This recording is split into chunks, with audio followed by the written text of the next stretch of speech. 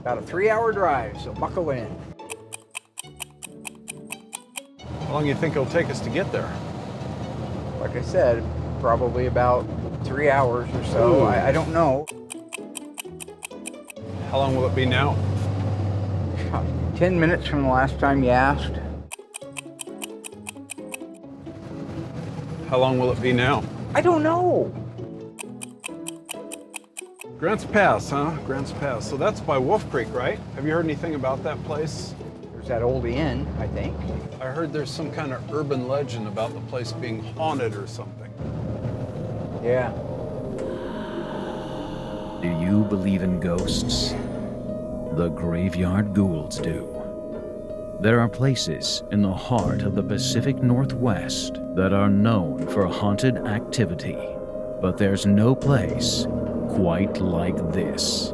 When Dougie and Mark set off to inspect a 1968 Dodge Charger, they had no idea what awaited them on the other side of the hill. The Wolf Creek Inn is the oldest continuously operated hotel in the Pacific Northwest, and it could be the Northwest's oldest haunted hotel.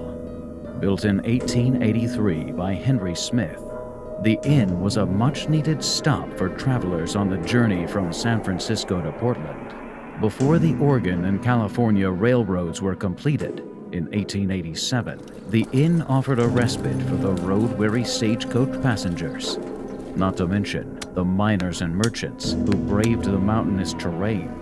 In later years, the inn was a favorite getaway for the Hollywood elite. Legends like Carol Lombard, John Wayne, and Orson Welles have darkened the doorways of Wolf Creek, and even Clark Gable made frequent trips while fishing the nearby Rogue River. The inn has also served as an inspirational refuge for literary talent.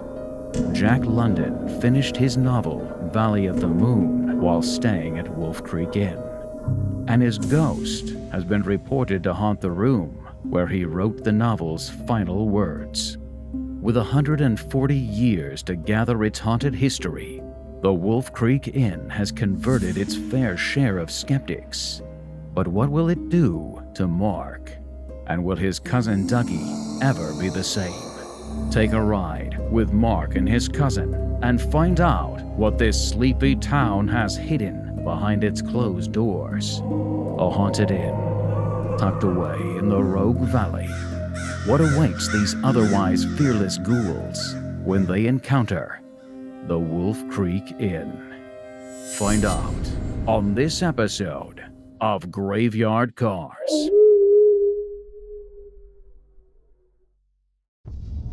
Beneath the fog, behind the rust, sometimes they come back. There's only one internationally recognized Mopar master, Mark Warman, joined by his friends, family, and dream team, the Ghouls. Nobody wants to take on the stuff that we take on.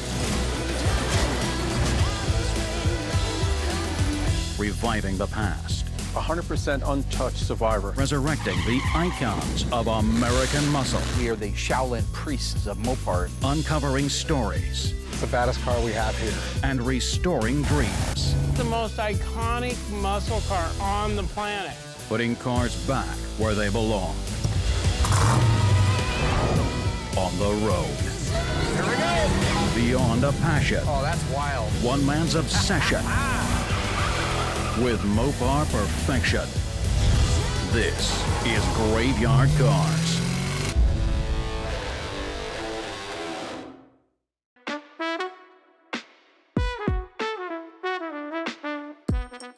Now, a car that's come back recently from the metal dipper that we've got to get done relatively soon is a 1970 Cuda that is actually the car that Doug and I went over to Eugene in our last road trip. Fortunately, it was only a 15-minute trip to pick up.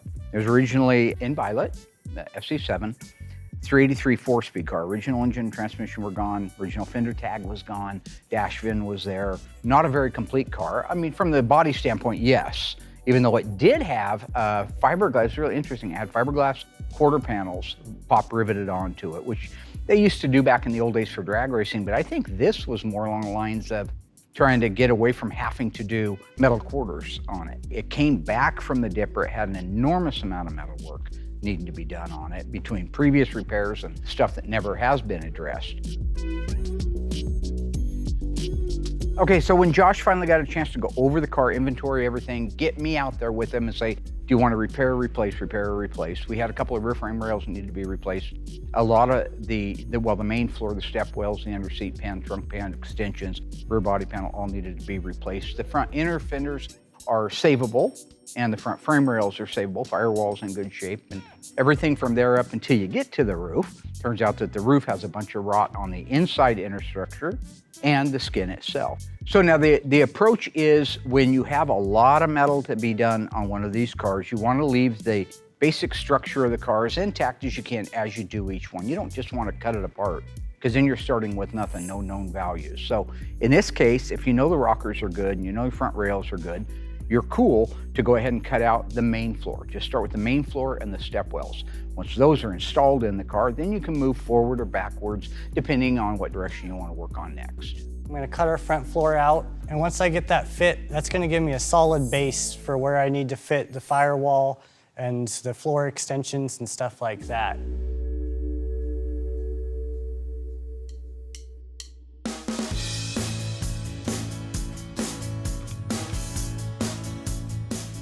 So today I'm working on our 1970 Cuda.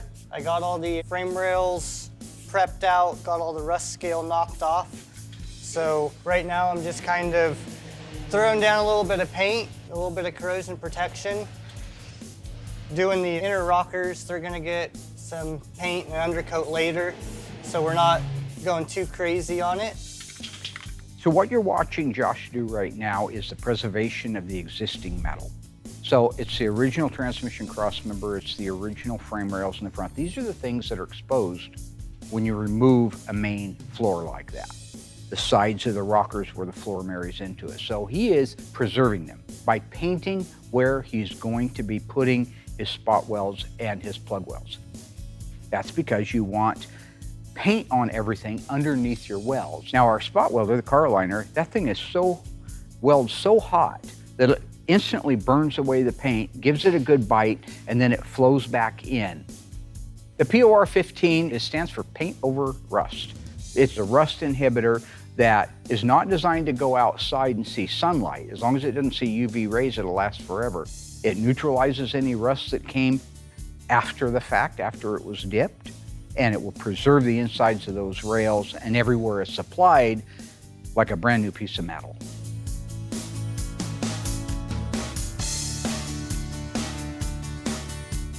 In our case, we send cars out and we have them dipped. And when they come back from the dipper, there's scale and things like that down inside the frame rails or wherever. If you're replacing a panel, you wouldn't need the POR 15. If, in this case, we're not replacing the rails, but we just want to make sure they're protected, we have cavity wax, which is one thing that can go on, but right now they're exposed. They're exposed when we get to them. So he'll very methodically take a brush and that product, and he will begin to paint it on all of the rails on the inside of the rockers where he's not going to be welding, because you don't want to do it where you are going to be welding. And so when it's done, it's glossy. It looks like gloss paint, and as long as it's not exposed to the sun, you take that floor pan off of there and 50 years from now, and the inside of those rails will be just as glossy and not rusted. I've also taped all the holes in the rails so it doesn't fall out the bottom. So it keeps it nice and contained. The stuff can be kind of runny, but with just a little tape on there, I'll peel it after it dries and we'll be good. The application process is really easy. It goes on really smooth, and man, when it dries, it looks so nice.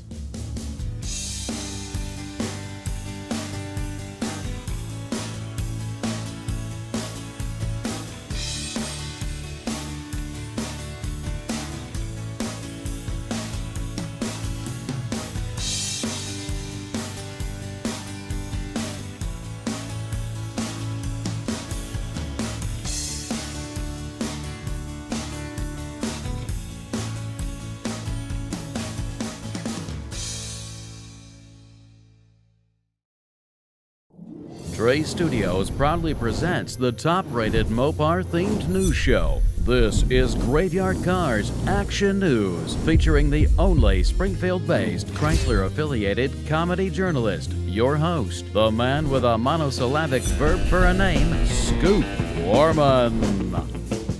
Super Trey here on scene with Brody Scott. Brody Scott, who just finished doing some jam work on our 1968 Plymouth GTX. And the paint code is? SS1 Yellow. SS1 Yellow. I just wanted to talk to you a minute about it. That's your very first paint job that you did all the jam work yourself, and it's a color that your dad has not done before. Is that right? That is right. That's right. You have more to say, you can just say it. That's fine. So you're in the booth, you're mixing up your sealer. You walk in, you start spraying your sealer out on your quarter panels. Yeah. And so you're in the booth, you spray your sealer. How long would you say you let your sealer set before you go top coat it? Probably about 20 to 30 minutes, depending on the temperature. 20 to 30 minutes, depending on the temperature. Very good. All right. Now, once the sealer has kicked off, what is the very next step? Go get the yellow ready. Gets the yellow ready. Not a real talker. Gets the yellow ready, and then once the yellow is ready, Mixed up. Go and lay it down. lay it down on the panels, laying the yellow down on the panels. What is the mix ratio on that sealer, and what sealer do you use? I do not know off the top of my head. Okay. Dad. What? We're with Will Scott. William, you got just a second here? I didn't mean to interrupt you. Super Trey reporting live from the paint shop. Again, Brody has just finished doing his first SS1 paint job. Don't be afraid, come on in. What do you need? Tell everybody who you are. Everybody knows who I am. Everybody knows who he is. This ain't Cheers. The quarters are done, ready to go over to the body man, is that right? Yep.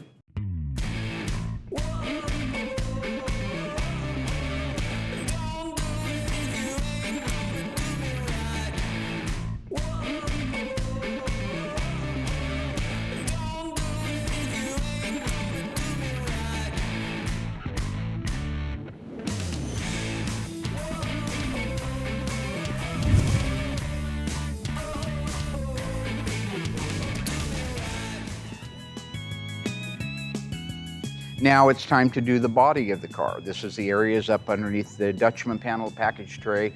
You're in and out of a lot of intricate areas. What are your feelings right now? What are you feeling as far as nervousness? A little nervous, but once I get in there, then it'll just all go away Yeah. as soon as I start spraying.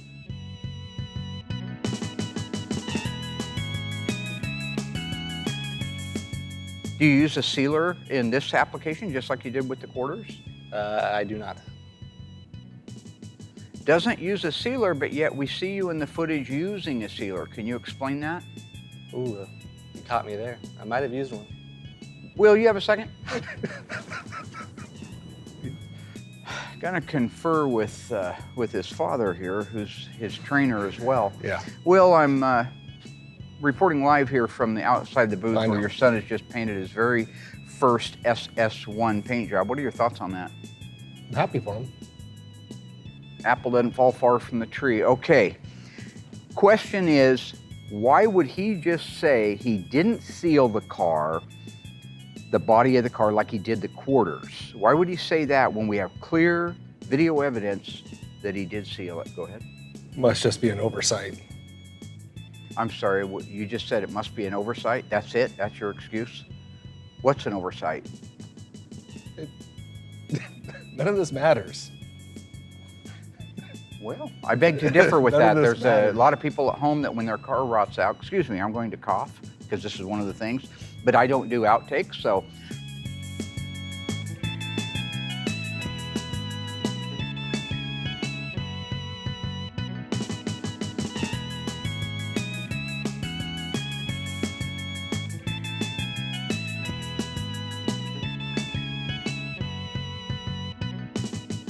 How are you feeling when you were painting that yellow for the first time? Great. Good. He felt great during the first round of the yellow painting. Will, what was it like knowing that for the first time your son was able to take off and fly on his own? Go ahead. Great. Okay, so it sounds like everything went Great. great in there. And anything you want to add? Car looks great. Will? Great. Great. All right. Thanks everybody for watching. And back up to you in the tower, Tiny. Yeah, I'm done with you. You go.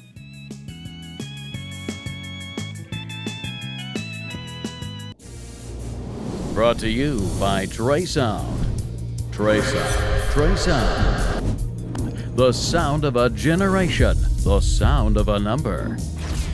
Graveyard Carz Action News featuring the comedy journalism of Scoop Warman was brought to you by Trey Studios and Big Tony's Philly Steak Sandwiches. Big Tony's, fill up your tank with Big T's Philly Steak.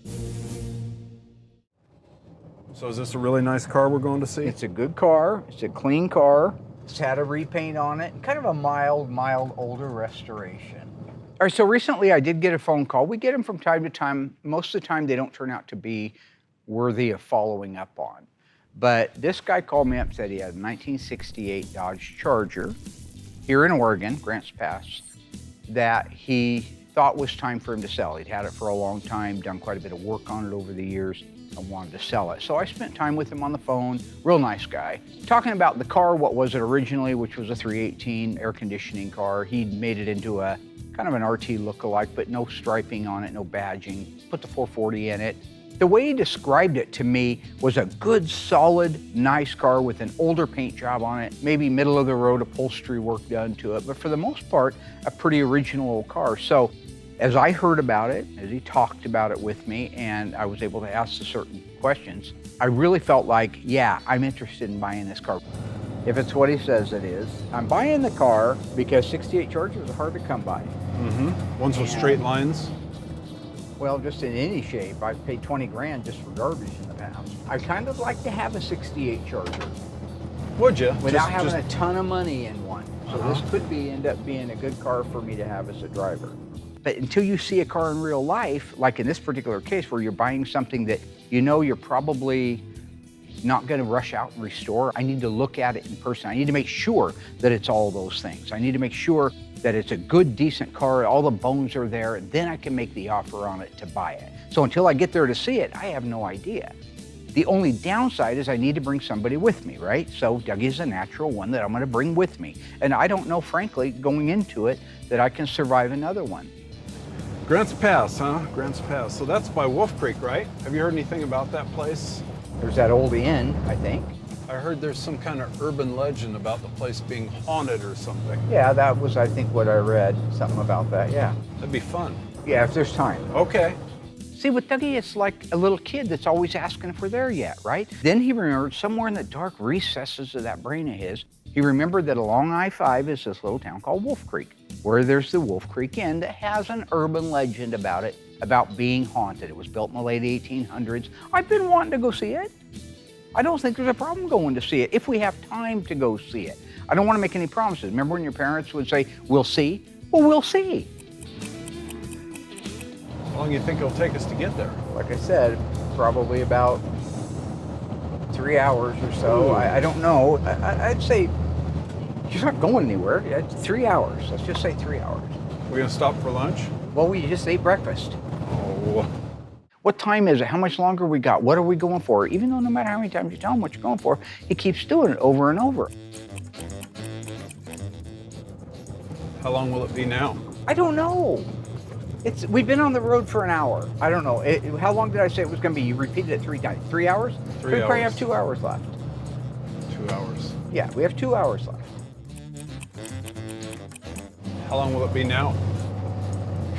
10 minutes from the last time you asked. So what, an hour and 50 minutes? Thank you, Mark.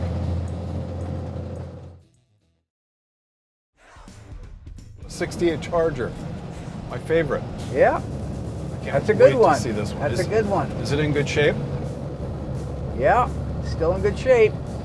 Pretty nice old car. 440 inch. Still, yeah, I don't know if he changed it out since we had started our conversation or not. Mark, Yeah, Doug. I'm getting really tired. Oh God, you see this guy in the tow truck? He wants to wave at you. Uh-huh. Like, hey, we're friends. We're both driving tow trucks. Yeah. Oh, now I got a call come in from Andy. Let's answer that. Hello. Hey. So when I say things like this are the worst trips imaginable, you think, well, he's just being dramatic because of TV. No, it isn't that at all. It's the worst parts of the Bible have come to fruition in this road trip. I've got Doug repeating himself constantly. Then when I'm ready to answer one of his questions for the 15th time, I get a phone call in from Annie. She does a lot of the work in the front office. She greets people when they come in. I had sent her down to the post office to pick up a box for me, a nice flat rate box to send some records in that I had to send in some paperwork. So for the priority mail flat rate boxes, there isn't one that will work. There's a regular, just like cardboard box.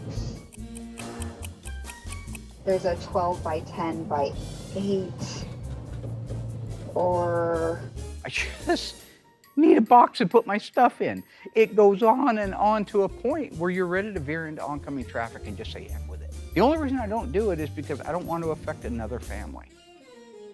Okay? If it was one of the people I don't like from my past that I could see coming at us in the opposite lane, hang on, Mary. What are we going after? My car, What kind of car is it? 68 Charger. Still? Shut up.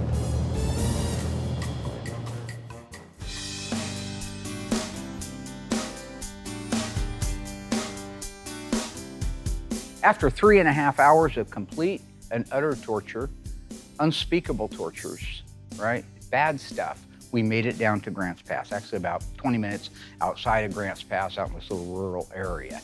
And all I can tell you is if the car, for any reason, isn't something I come back with, Dougie dies. And I don't mean that in a bad way. I know he's got family and friends and stuff, and if he doesn't die, then he comes back in a wheelchair. I don't know. I'll say there's a lot of anticipation when you're standing out in front of that door waiting for it to open, because I did want a natural reaction. The camera guys went in there and they got all set up, but I didn't want to see it. I wanted you to see whether I was disappointed or happy. And I'll tell you what, all the misery and all the pain began quickly to go away and fade when I saw that car, because I could just tell, and you know, car guys, you know in a heartbeat if it's just basically a good car. And that was really a nice car.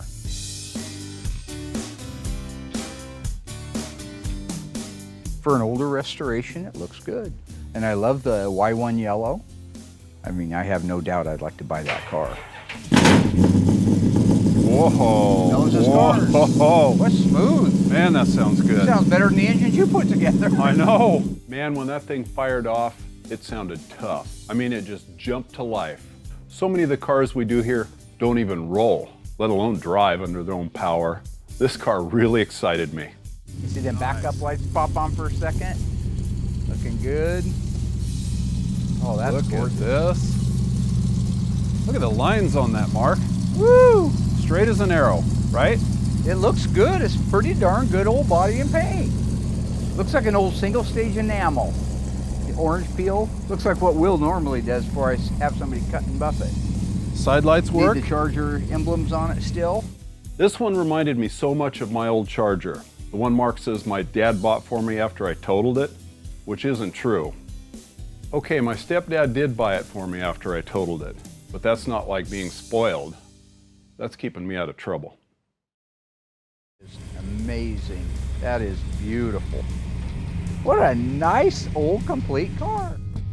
When you're out in the field like that and you're just looking to buy a car, it depends on what your purpose is. So if I was looking at that car because it was a Hemi car or a RT440 car, I would want to validate everything. It would take a long time to do.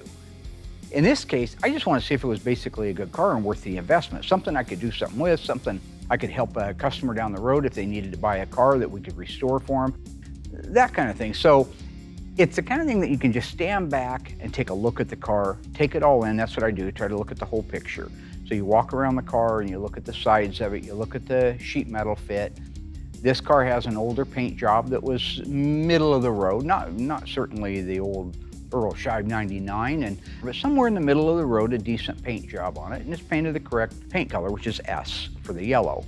This would make a great driver car. It started up, it ran good, it felt solid, it felt strong. I mean, when that thing fired up, it just exploded to life. So you know that motor's healthy. You've had it since the 80s? Yeah. Wow. And how long ago was the body and paint done? Through the 80s into the 90s. Okay. One thing I was always envious about Mark's Charger was how much meat he could get under the wheel wells. He always had some old worn out N50s under the rear end of that, and I always thought it looked great. Just to be clear, they weren't completely worn out when he put them on the car, they just got that way after being on there for a few days.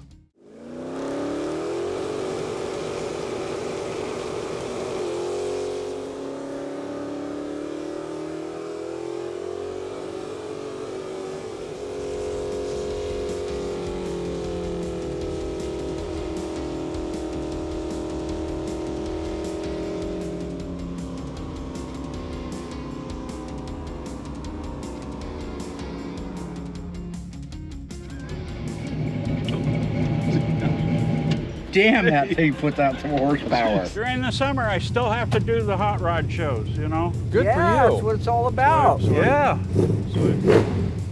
That motor sounds good.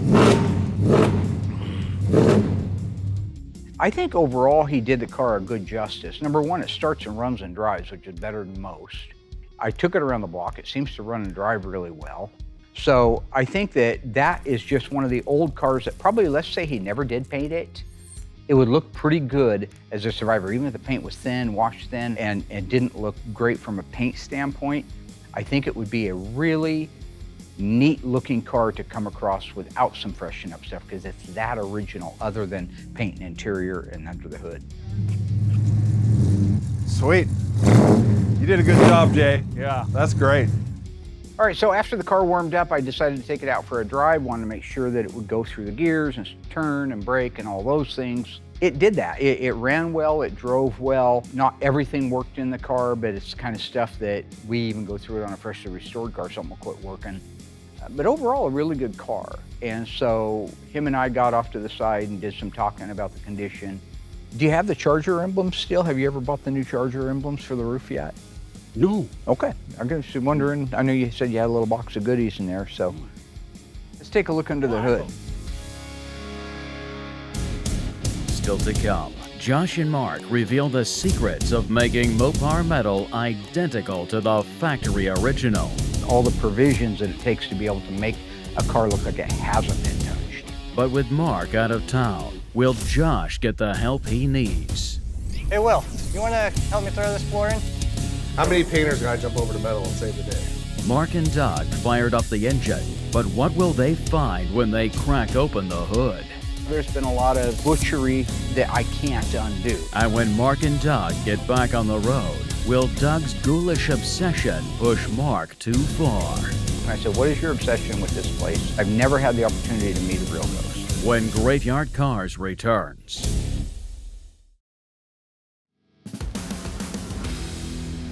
This is our floor pan for the 1970 Cuda that we're working on. Before putting it in, there's a couple things I wanted to go over with and sort of show you guys how I do this to make it right. So the first thing you might notice is I got a bunch of markings on this floor. These are where my frame rails are.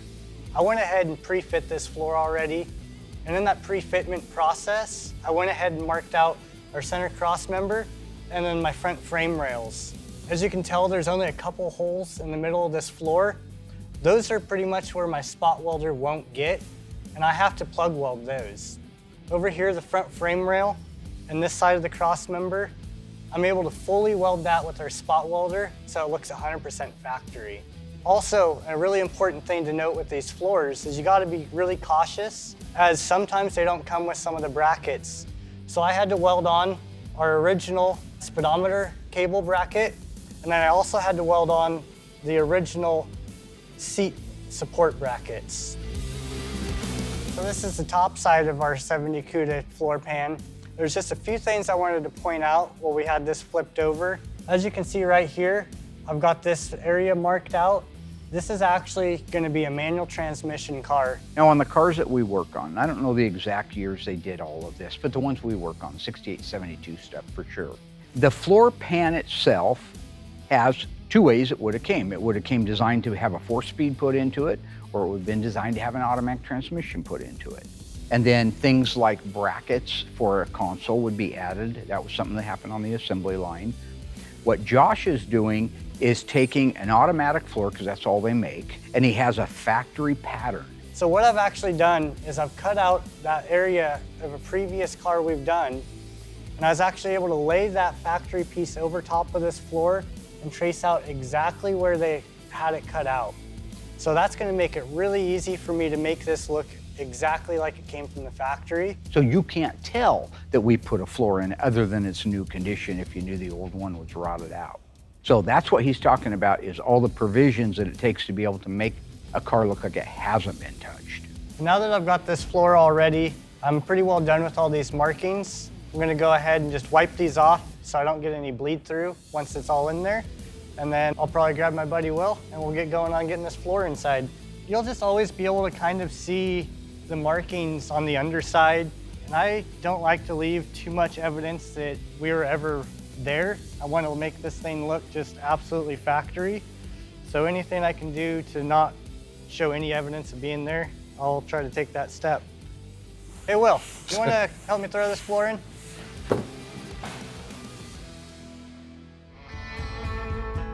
What color do you think that block is? Yellow. It is, okay. It looks kind of green to me. What color yellow did you paint that engine, you remember?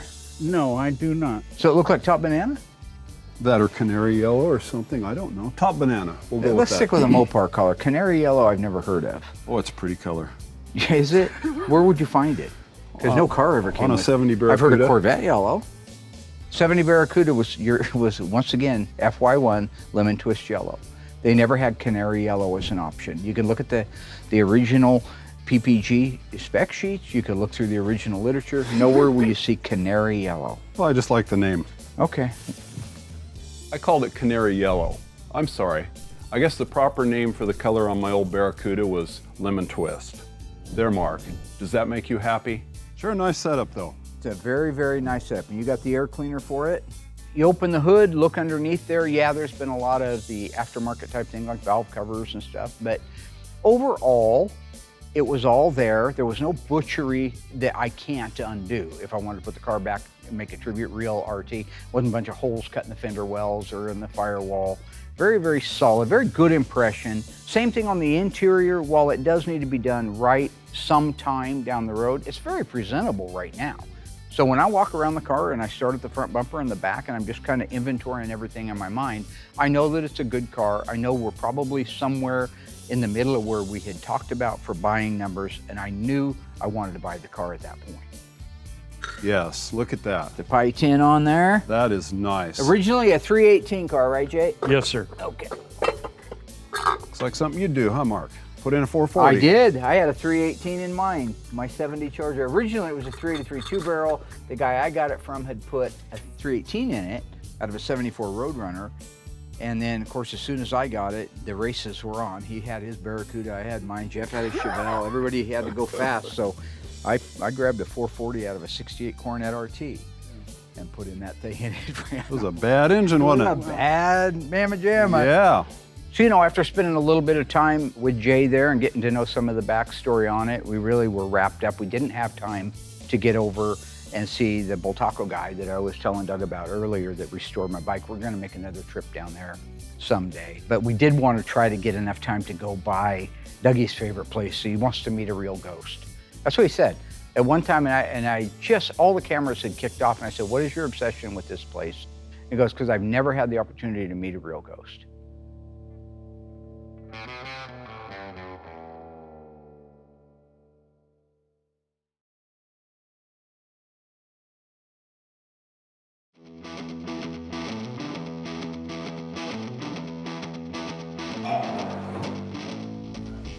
Got that okay, Nancy?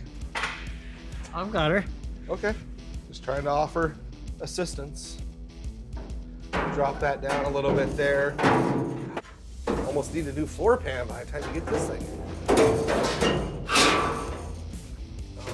Try not to cut our fingers. Yeah. Safety first. Josh gets kind of crazy when he does this stuff, but like usual, here we are. Will, come help, come help. Well, I remember last time you tried cutting my finger off, but... Try having man fingers. You have baby fingers. No. A paper cut would take your pinky off. All right, where's my screw gun? Let's get this drilled in. I want this welded up today. I'll get her welded today, but I gotta get this side in first. Okay, well, let's get it going. All right. You see what I work with? How many painters gotta jump over to metal and save the day? You know, I give my whole team crap all day long. But I do it with a smile so they can't get mad. I learned that from Mark. But this is what Mark did to me, so I do the same to them. And as far as our metal shop goes, it's the best team we've ever had here. And Josh is a huge part of that. He's got a heart of gold, he goes the extra mile, and he truly wants every car perfect, and he goes about it in a great way. All right, we ready to screw? Well, I mean, yeah, I'm ready to screw the floor down. Let's get her screwed. All right.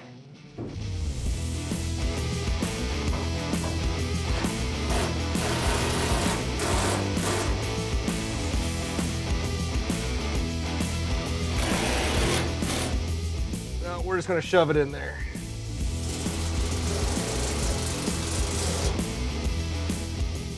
Money.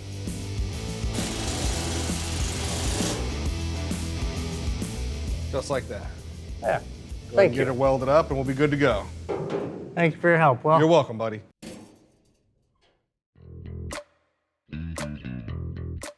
We got the car loaded up and we're able to head back north on I-5, destination the Wolf Creek Inn.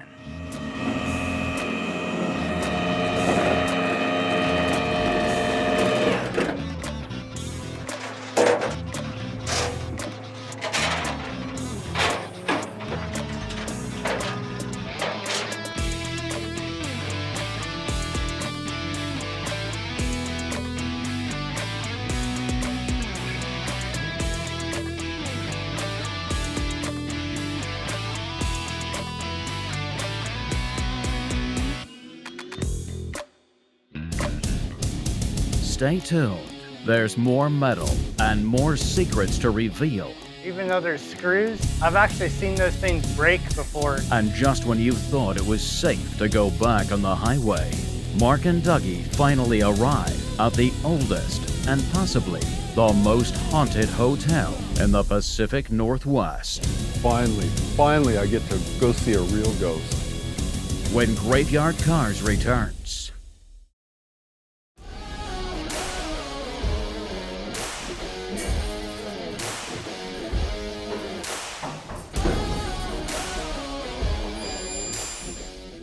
So what I'm doing here is I'm getting, now that I've got the floor all screwed into place where I want it, I'm gonna go ahead and do a couple spot welds to anchor it in place. If I just ended up spot welding one whole side full, I could actually move the floor on the other side. So even though there's screws, I've actually seen those things break before. So I'm gonna do 3 spot welds over here, and then after I'm done with this side, I'm gonna go do 3 spot welds on the other side, and the floor will be anchored in place perfectly.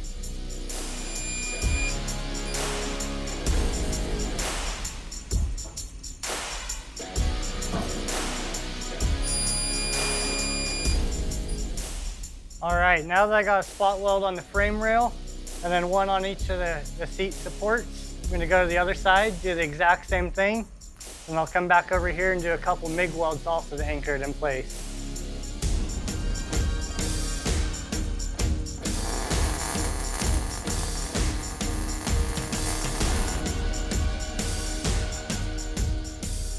All right, so what I'm doing now, I'm gonna do a couple plug welds on the sides, also to get those anchored. The reason I put those spot welds originally where I did is to make sure that floor got sucked down all the way, so when I plug weld the sides, it's where it needs to be. If I would have plug welded that first and then tried spot welding it, I could have stretched the floor or something. Look, I know on a lot of this detail stuff on the floors, it gets boring if you're not doing something like that. It's like learning how to write a book from Stephen King, but unless you're writing a book or writing a movie, you don't care how it's done, you just want the finished product. But a lot of people are working on these. A lot of them are writing the book, so to speak. pay attention to what we're doing. Pay attention to what we're sharing with you. You won't see it anywhere else. It's very detailed. It's very important. If you want the very, very best job you can do it at home. It's just gonna take you longer and you're gonna have to maybe rent some equipment from time to time, but you could do the same thing based completely on what we're showing you of how it's done here. So while it's boring for you, for some of you, it's really important to somebody else. Also, if you notice, I got little tiny yellow marks. Those are all where the factory spot welds were. So I like to mark those so when it comes to welding this floor in, I can actually offset my new welds. I don't like to weld over top of those just because the metal can be slightly thin. So this gives me the full thickness of metal and I know the structural integrity is going to be there.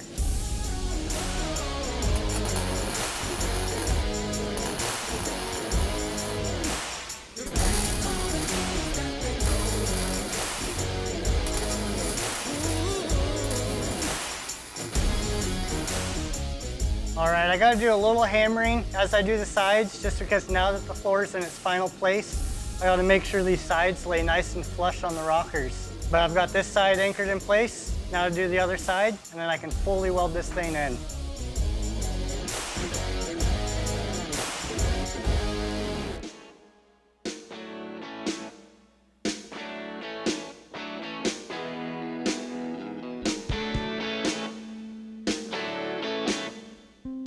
Finally, we got to the Wolf Creek Inn. I love this place, so much history and really nicely restored. Finally, I get to go see a real ghost. All right, so about 45 minutes this side of picking up the charger, we got to the Wolf Creek Inn. And this place is really cool. I mean, there's so much history involved in this place that I couldn't even begin to do it justice. As far as I'm concerned, it was a blast. We got some great pictures with Doug. Doug was super happy. I asked him if he actually met a ghost. He said that he wasn't sure. He thought I don't know if he did, but there are sightings of ghosts down there. But for our trip to the Wolf Creek Inn, I call it Wolf Creek, W-U-F-F, Wolf Creek Inn, got some great pictures of the team. We had a really good lunch. Fantastic lunch. Actually, it's probably one of the best little diners that we've hit, and we got quite a few of them up here, and they did a remarkable job down there. Got some pictures of the charger sitting out front of it. So for us, it was a really nice thing to get away and do and have some fun as a team. It was the fact that I was able to buy a car and make it worth the trip down there. Like I say, the camera crews with it, we're all kind of like family. So when we sit down around a table, it's just a bunch of guys, gals that know each other, and like I say, are like family. So after lunch, we got a bunch of pictures around the place. It's a small town, little one-stoplight town. Didn't take long to look around the town. I think they had a gas station and an old general store. After that, we got back in the rollback and headed to Springfield, made it back without any incidents. So overall, that was just a fantastic day and a fantastic trip.